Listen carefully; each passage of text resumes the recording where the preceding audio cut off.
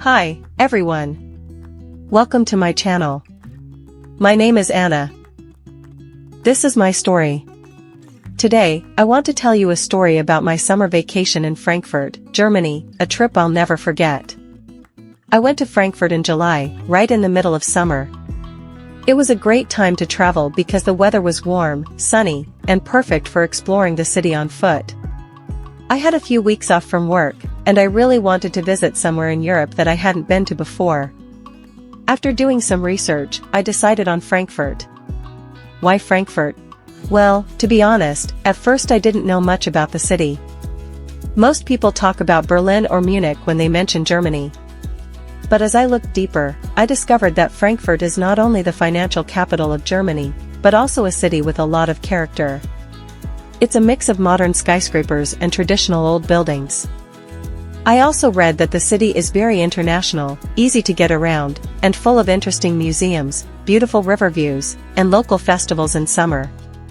That sounded perfect to me. I wanted a place where I could enjoy culture, food, and daily conversations with locals, and Frankfurt turned out to be exactly that. When I first arrived in Frankfurt, I felt both excited and a little nervous. It was my first time in Germany, and I didn't know exactly what to expect. I landed at Frankfurt Airport early in the afternoon.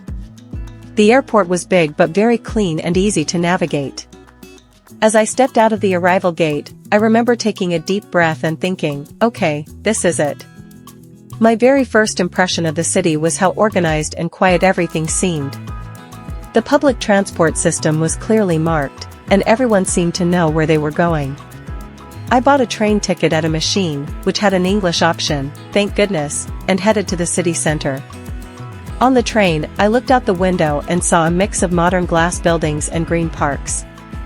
It felt peaceful, not too crowded, and very different from other big cities I had been to.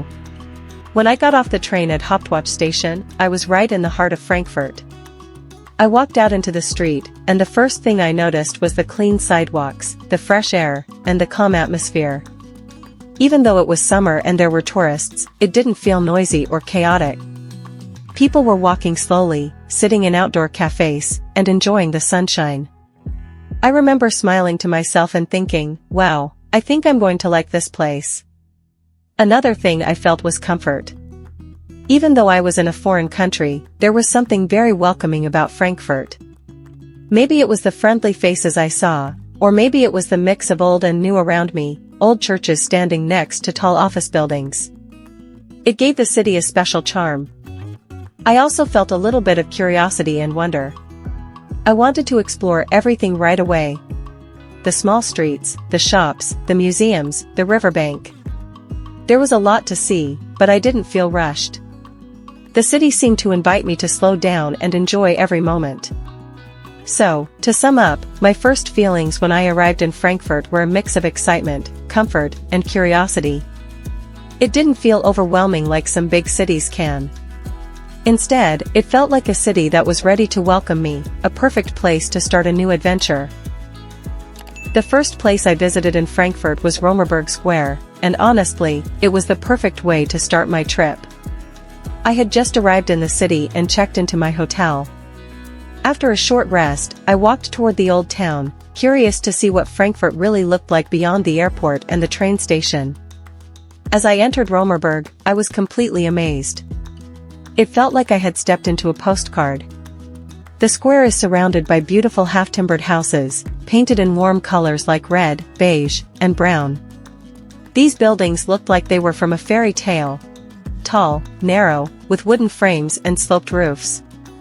Even though I had seen pictures online before, being there in person was completely different. There were people everywhere, but it didn't feel too crowded. Tourists were taking photos, local people were sitting at cafes, and children were running around the square. In the center, there was a small fountain, and next to it stood the famous Römer building, which has served as Frankfurt's city hall for over 600 years. It's one of the most iconic buildings in the city, with its pointed roof and 3 peaks. I sat at a small outdoor cafe and ordered an iced coffee. From my seat, I could see the whole square. The sound of street musicians playing a violin in the background made the moment even more special. A light breeze was blowing, and the afternoon sun made everything look warm and golden. It was such a peaceful and relaxing place, I almost forgot I was in one of the busiest cities in Germany. While sitting there, I looked around and noticed the details on the buildings, the carvings, the flower boxes on windows, and little flags waving gently in the wind. It made me realize how much history this place had. Some of the buildings were reconstructed after World War II, but they still kept the original style of old Frankfurt. I imagined what life must have been like hundreds of years ago, when people came here for markets, festivals, or meetings. I also loved the fact that Römerberg is not just a tourist spot. It's a place where locals go too. I saw an elderly couple sitting quietly and reading newspapers, and two students sketching the square in their notebooks. There was a real mix of people and energy. Visiting Römerberg made me feel like I had arrived in the real heart of Frankfurt, a place full of charm, culture, and connection. It was a perfect blend of past and present. I stayed there for almost 2 hours, just walking around, taking pictures, and enjoying the atmosphere. That afternoon, I knew one thing for sure: Frankfurt had already won my heart, and it all started at Römerberg Square. After spending some time in the charming Römerberg Square, I decided to visit Main Tower, one of the tallest buildings in Frankfurt. I had heard that the view from the top was spectacular, and I was excited to see the city from a different perspective. I made my way to the tower, which is located in the heart of the city. The main tower is 200 meters tall, and it stands out among the modern skyscrapers surrounding it. I was impressed by its sleek, glass exterior, which reflected the sunlight, making the building look even more stunning against the blue sky. The entrance to the tower was very modern, with wide glass doors and clean lines. As I walked in, I could feel the excitement building up. At the entrance, I bought my ticket for the observation deck. The staff were friendly and spoke English, which made everything much easier for me. I took the elevator up, and within seconds, I was shooting up through the building. The elevator moved so quickly that I barely had time to feel nervous. In just about 30 seconds, I reached the observation deck. When I stepped out onto the deck, I was completely amazed. The view was breathtaking. I could see the entire city of Frankfurt spread out below me, from the modern skyscrapers to the green parks on the outskirts of the city. The River Main was winding through the city, and I could see several beautiful bridges crossing it. There were also gardens and small buildings scattered throughout the city, creating a beautiful contrast with the tall buildings. What really stood out to me was how much nature was visible from such a high place. You could see large areas of green space, including forests and parks. I never expected to see so much nature in a big city like Frankfurt. From above, everything seemed peaceful and calm. The noise of the streets was distant, and the city looked almost serene from the top. I spent a lot of time at the observation deck, just taking it all in. I took lots of photos, trying to capture the beauty of the city below. The views changed with the movement of the clouds and the changing light, so there was always something new to look at.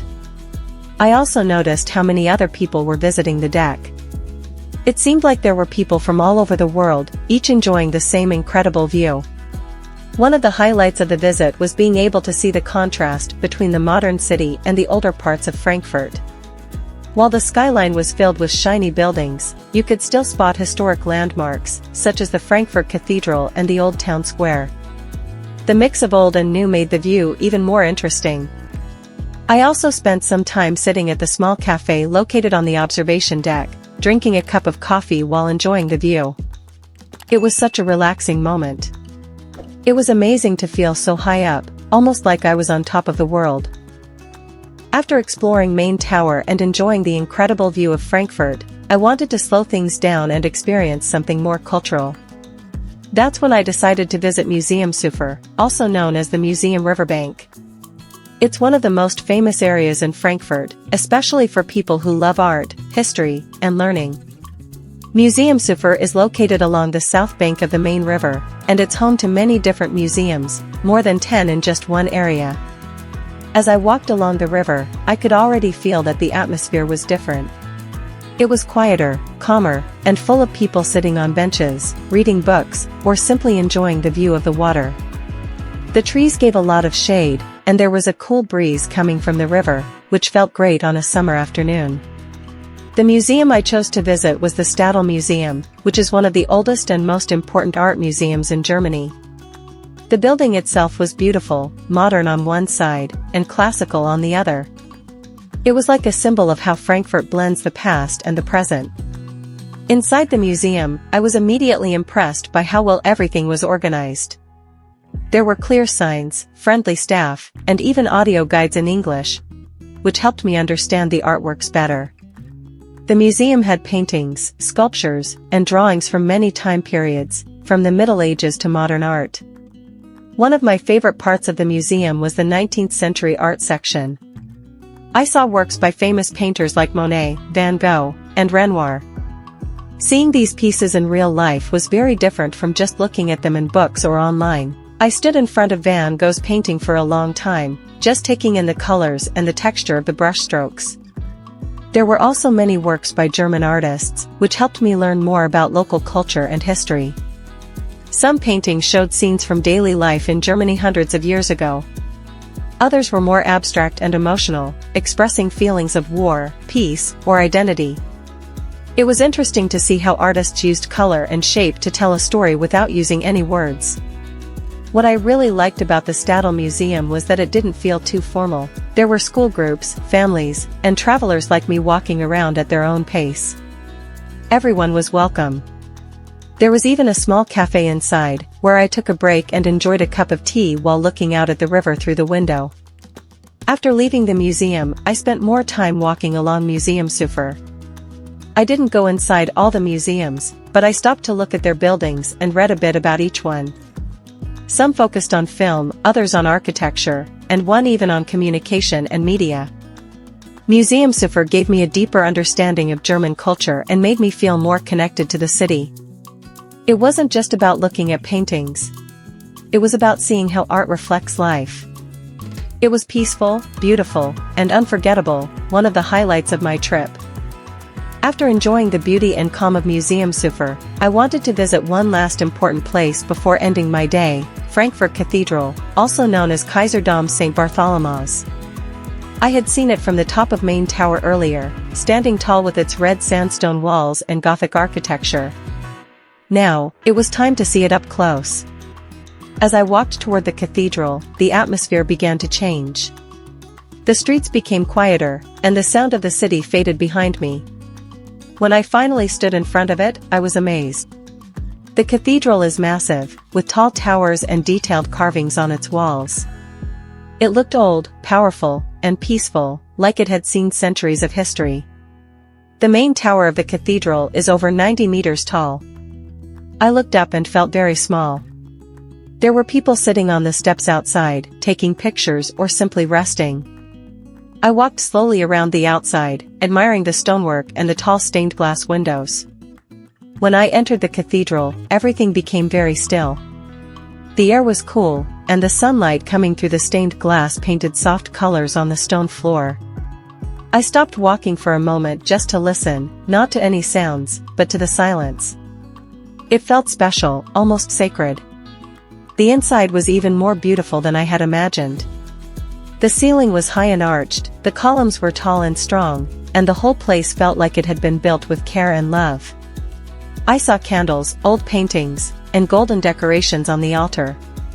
But what really caught my eye was the organ, a huge musical instrument with hundreds of pipes, sitting above the entrance like a quiet giant. I took a seat in one of the wooden pews and just sat there for a while. I didn't need to pray or say anything. I just wanted to rest and feel the peace of the place. There were only a few other visitors, and everyone was quiet and respectful. I later learned that this cathedral had once been used to crown emperors of the Holy Roman Empire. That made me feel even more connected to the history around me. Imagine, kings and emperors once walked on the same floor I was sitting on.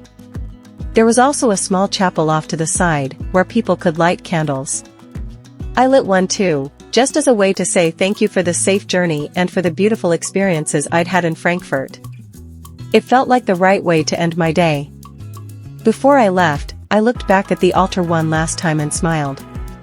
I knew that this visit would stay in my heart for a long time. The cathedral wasn't loud or flashy, but it had a quiet power that touched me deeply. Visiting Frankfurt Cathedral reminded me that travel isn't just about seeing new places, it's also about feeling something meaningful. And on that quiet afternoon, in the heart of a busy city, I found peace.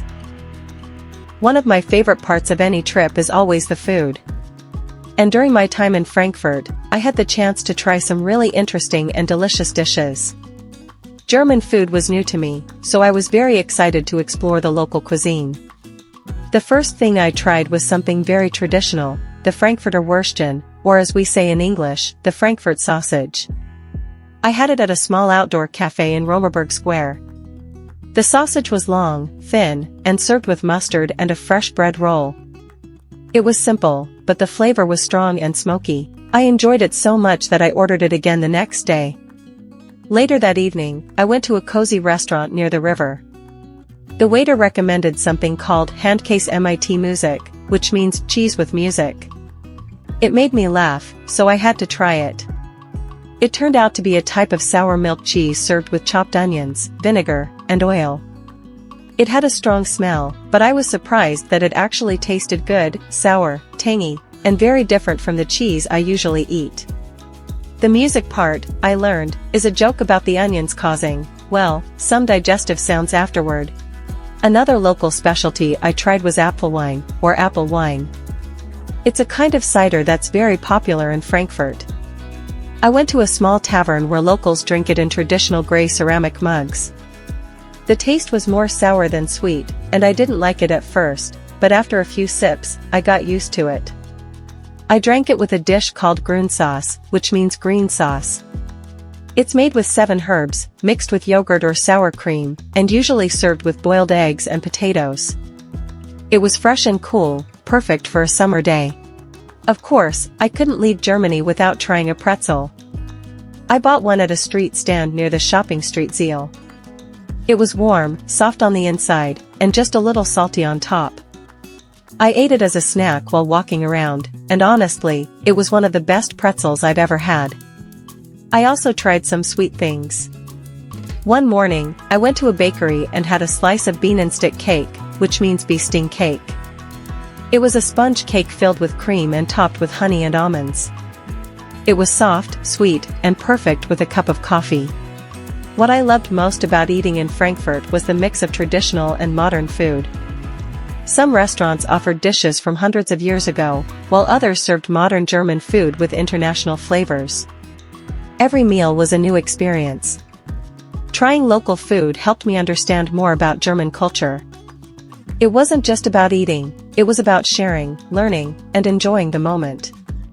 And honestly, I think food is one of the best ways to connect with a place, and with its people. Yes, I met several local people during my trip to Frankfurt, and those interactions became some of the most memorable parts of my journey. I didn't plan to meet anyone special, but sometimes, the best travel moments are unexpected. On my first full day in Frankfurt, I stopped by a small cafe near Römerberg Square for breakfast. The waitress greeted me with a smile and asked in German what I wanted to order.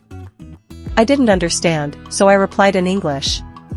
She quickly switched to English and helped me choose a traditional German breakfast, some fresh bread, cheese, and a soft-boiled egg. After serving my food, she came back and asked where I was from. We started chatting. Her name was Anna, and she had been working at the cafe for 5 years. She gave me tips on where to go in the city, like visiting Palmengarten, a beautiful botanical garden I hadn't heard of before. She also told me to try Grünsauce, a local green herb sauce. Thanks to her, I added 2 extra places to my plan. Another local I met was at the museum Riverbank. I was looking at a painting and trying to read the information in German when an older man next to me noticed. He asked, "Do you need help?" in English. I smiled and said yes. He was retired, but used to teach art history in a school nearby.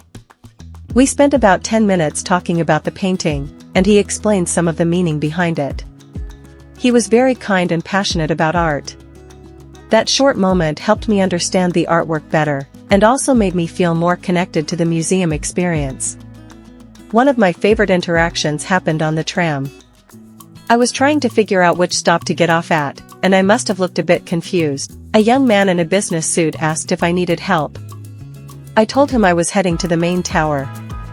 He smiled and said, "That's my stop too. I'll show you." On the way, we talked about Frankfurt, travel, and even football. His name was Lucas, and he worked in finance.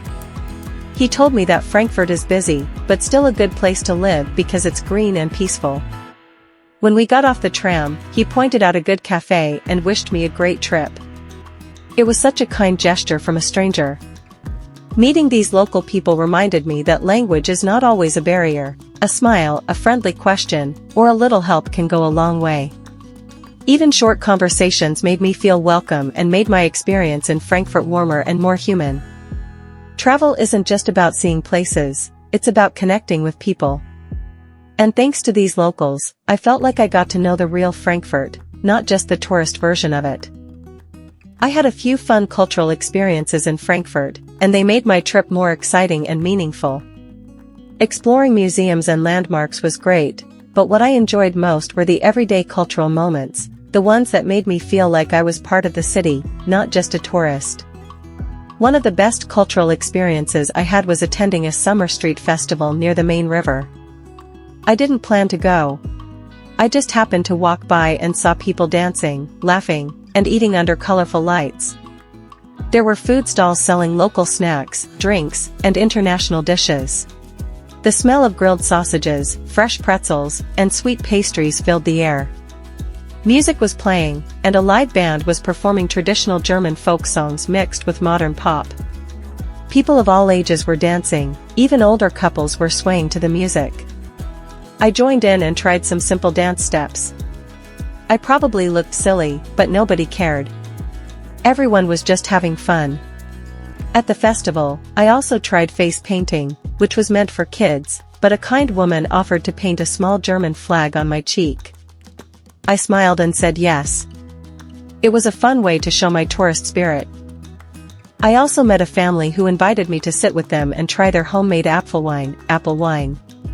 They explained how it's made and told me some stories about summer festivals in their town.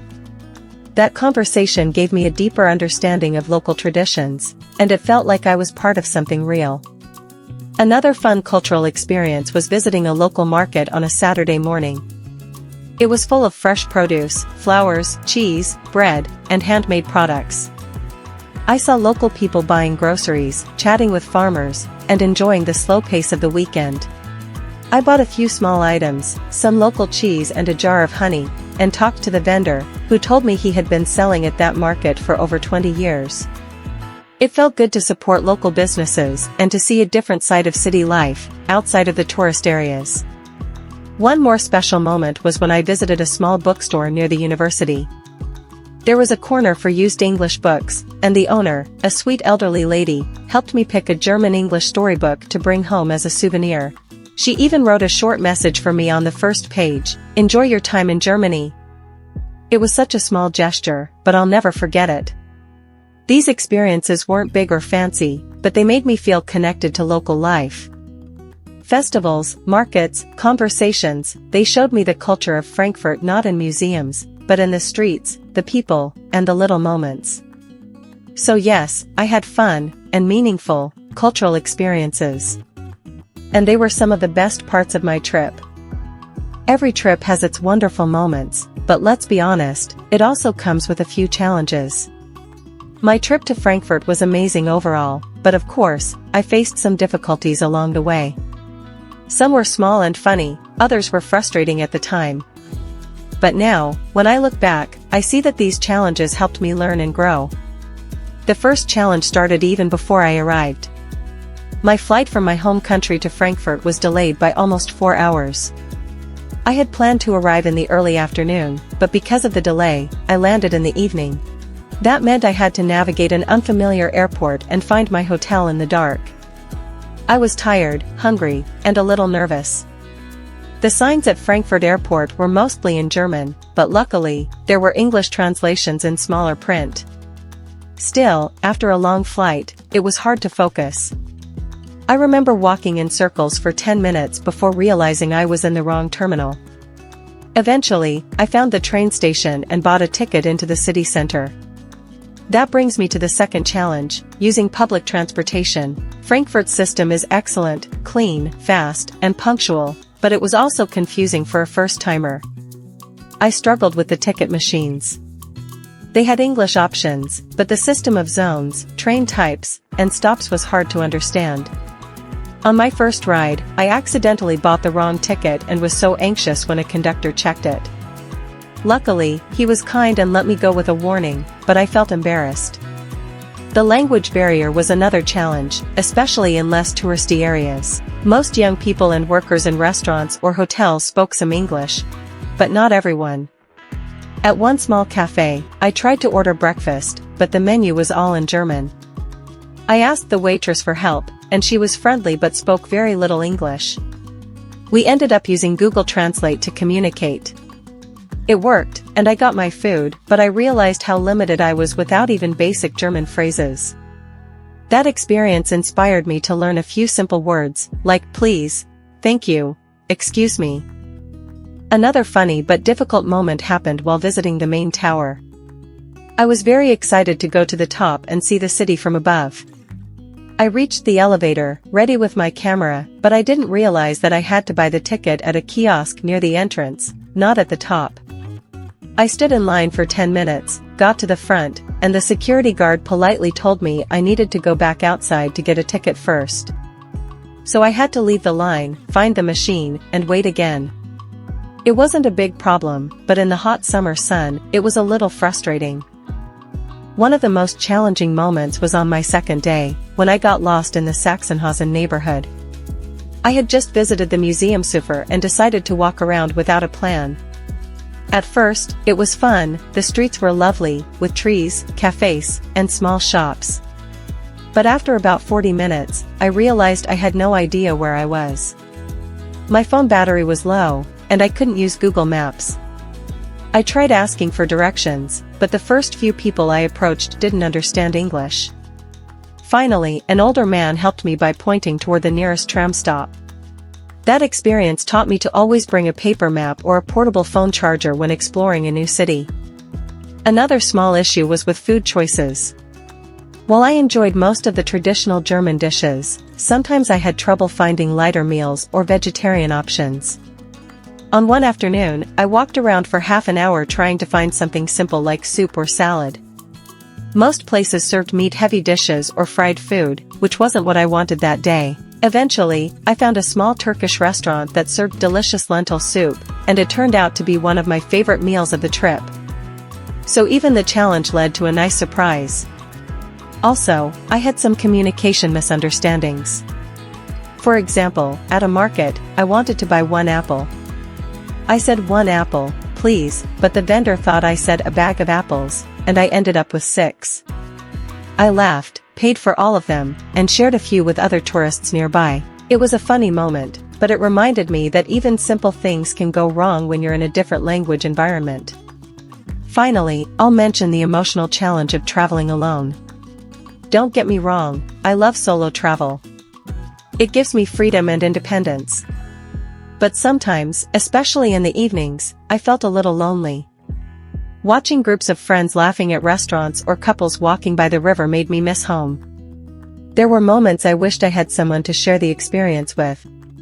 However, I also used that quiet time to reflect, write in my journal, and really take in the atmosphere around me. In the end, all of these challenges, big and small, became part of my story. They didn't ruin the trip. In fact, they made it more real. Traveling is not just about perfect photos and fun moments. It's about learning to adapt, to be patient, and to laugh at your own mistakes. Looking back on my trip to Frankfurt, I can honestly say that I learned a lot, not just about the city, but about myself, about traveling, and about the beauty of new experiences. First of all, I learned that traveling alone is not scary, it's empowering. At the beginning, I was nervous about going to a new country where I didn't speak the language. But after a few days, I realized that people are kind, and many are willing to help, even if they don't share the same language. I learned to be more independent, to solve small problems on my own, and to enjoy time with myself. I also learned how important it is to be open-minded and flexible. Not everything went as planned. I got lost, ordered the wrong food, and missed a tram. But instead of feeling upset, I chose to laugh and enjoy the adventure. Some of the best moments happened because I didn't stick too tightly to a schedule. For example, I found a small street festival by accident, and it became one of my favorite memories. Another thing I learned is that culture lives in the details. It's in the way people greet each other, in the smell of fresh bread from a bakery, in the quiet of a church, and in the songs played by street musicians.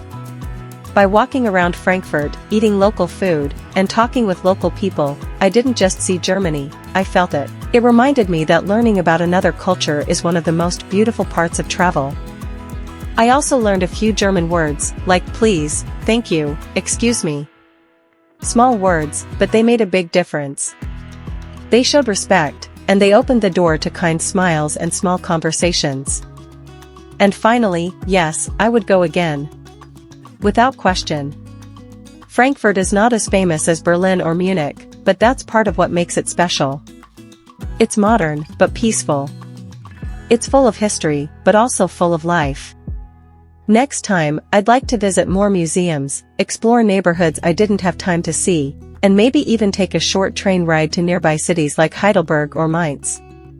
Travel teaches us things that books and classrooms can't.